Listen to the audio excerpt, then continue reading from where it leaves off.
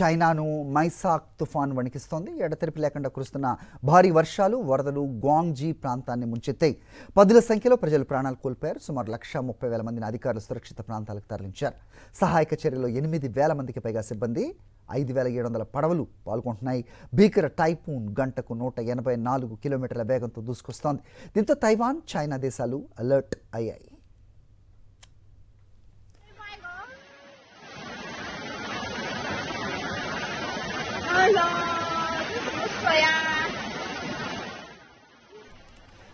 ఇక సౌత్ చైనాలోని గ్వాంగ్జౌ ప్రాంతంలో ఊహించని పరిస్థితి నెలకొంది. వరదల ధాటికి పాముల పెంపక కేంద్రాలు దెబ్బతినడంతో 900కు పైగా సర్పాలు బయటకు వచ్చాయి. అవి వరద నీటిలో జనావాసాల మధ్య సంచరిస్తున్నాయి.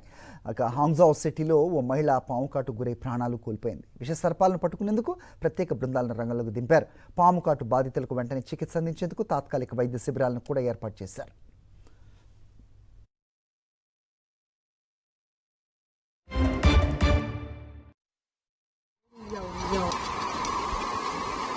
Sao chuyện này nhỉ? Cái xì phải nó chẳng năng hả? Cái khổng phôi.